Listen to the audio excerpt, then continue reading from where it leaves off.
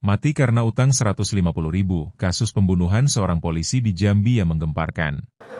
Ya pemirsa, peristiwa penemuan jasad polisi yang ditemukan terbujur kaku oleh seorang kurir paket menggemparkan masyarakat Jambi. Korban diketahui bernama Aibda Hendra dan dikenal sebagai warga yang baik dan taat beribadah. Ini bukan cerita fiksi, ini bukan sinetron. Ini adalah kisah nyata tentang seorang aparat penegak hukum yang dibunuh secara brutal. Dan penyebabnya, sungguh tak masuk akal. Hanya karena utang Rp150.000. Apa yang sebenarnya terjadi, siapa pelaku di balik tragedi ini, dan bagaimana seorang polisi bisa kehilangan nyawanya karena hal yang begitu sepele? Inilah kisah tragis Aibda Hendra, dan bagaimana nilai sebuah nyawa dikalahkan oleh harga semangkuk bakso. Aibda Hendra bukanlah nama besar. Ia bukan polisi dengan pangkat tinggi atau terlibat kasus besar. Ia hanyalah aparat biasa, berdinas di sebuah polsek kecil di wilayah Sumatera Selatan. Namun, bagi masyarakat sekitar dan rekan sejawatnya, Hendra adalah sosok yang dikenal baik, santun, dan bisa dipercaya. Setiap hari, Hendra menjalani tugasnya dengan penuh tanggung jawab. Ia sering terlihat membantu warga, bahkan di luar jam tugas. Kesehariannya ya baik-baik, orangnya sering sholat, rajin, kan bermasyarakat. Karena saya tinggal di lingkungan di sini kan. Yang lain saya kurang paham kan, karena saya ada hubungan keluarga dengan mertua yang perempuan, Eli. Itu aja. Kalau terakhir ketemu kapan, Pak? Sholat di sini berjemaah. Berapa hari lalu? Di masjid, kira-kira 4 hari lah. 4 hari lalu. Masalah mulai muncul dari sesuatu yang sangat kecil.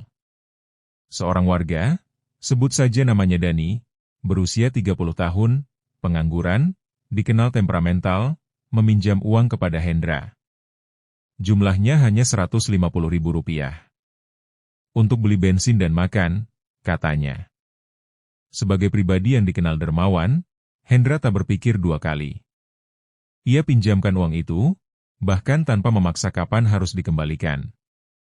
Namun waktu berjalan. Seminggu, 2 minggu, sebulan. Uang itu tak kunjung dikembalikan. Dan saat Hendra mulai menagih dengan halus, Dani justru merasa tersinggung. Cuma segitu doang ditagih-tagih, kata Dani dalam satu percakapan yang terekam oleh salah satu temannya. Dani merasa harga dirinya diinjak.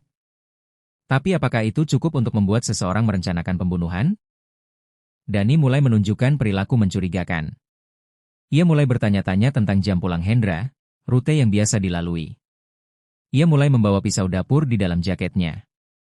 Dan ia bahkan pernah berkata pada seorang temannya, "Kalau dia masih nagih lagi, gue tusuk."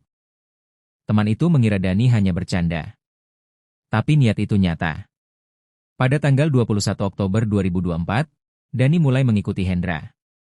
Ia tahu, malam itu, Hendra pulang sedikit larut setelah tugas pengamanan.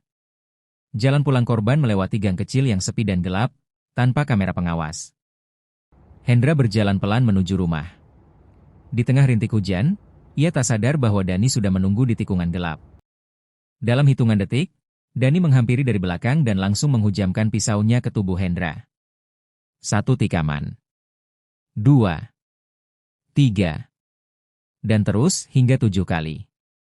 Tubuh Hendra ambruk. Dani kabur dengan jaket penuh darah, pisau masih di tangannya.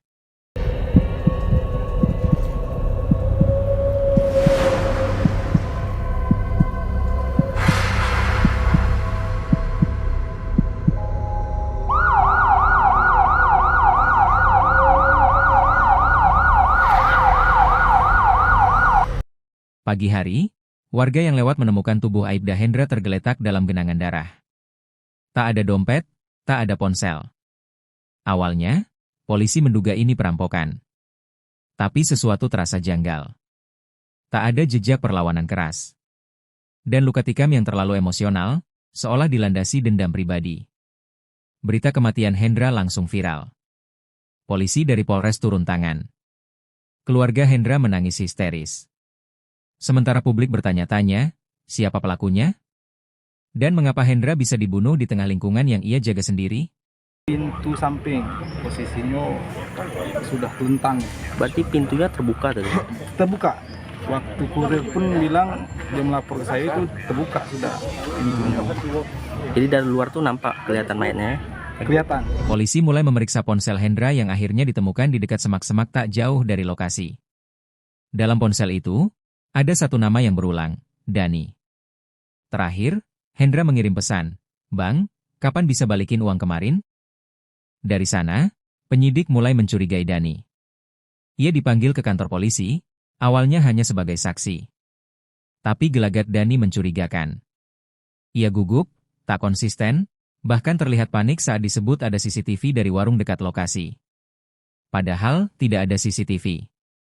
Polisi hanya menggertak. Tekanan demi tekanan membuat Dani akhirnya mengaku. Ia membunuh Hendra, karena merasa dipermalukan hanya gara-gara utang Rp150.000. Dalam sidang, Dani menangis dan menyatakan penyesalan. Tapi semuanya sudah terlambat. Ia divonis hukuman penjara seumur hidup. Sementara keluarga Hendra harus menerima kenyataan pahit, kehilangan seorang suami, ayah, dan pelindung keluarga.